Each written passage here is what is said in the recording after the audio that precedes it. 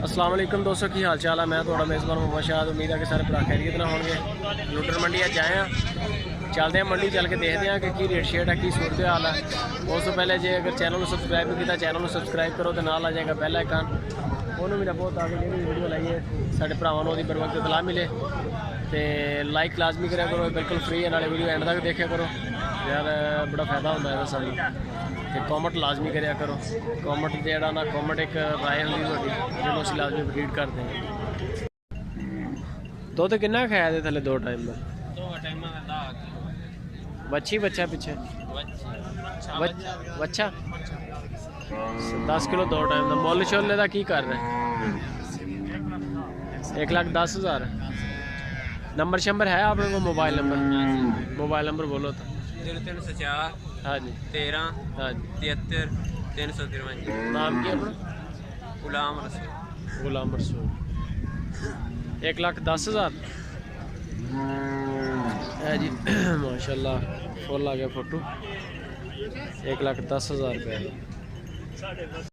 पीछे बच्ची है बच्चा बाबा जी? पहले दुध कितना की देती है? 7 किलो दो टाइम का। मुल की कर रहे? 80,000। नंबर है मोबाइल नंबर बड़े बोलो तो। 0302 42 571। नाम की अपना? खादिम हुसैन। अब अच्छा थोड़ा आगे करना छोटा। 80,000 रुपया, 7 किलो दूध देसी। कितना दूध दे रही है?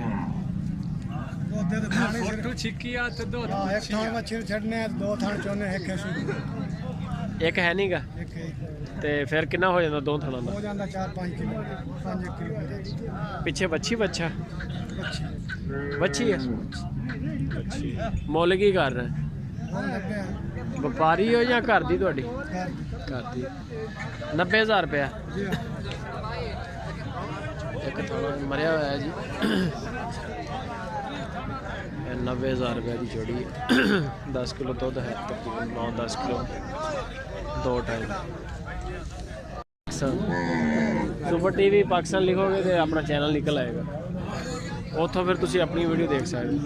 ਇਹਦਾ ਦੁੱਧ कितना खाया जी? 10 किलो। ते बच्ची बच्चा पिछे? बच्चा। मुल की कर रहे? 1,10,000। नंबर है थोड़े को? बोलो। 0308 हाँ जी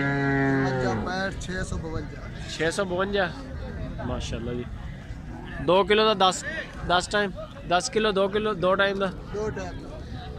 का 10 किलो है जी। कहीं ना पूरी का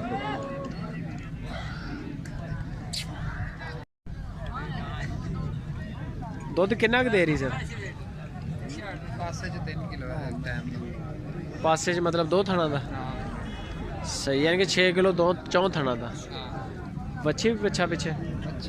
बच्चा। ते मुल शुल की कर रहे? मुल की कर रहे? लाख रुपये। व्यापारी हो या घर दी अपनी? घर दी। सही है जी, लाख रुपये की माशाल्लाह जोड़ी है।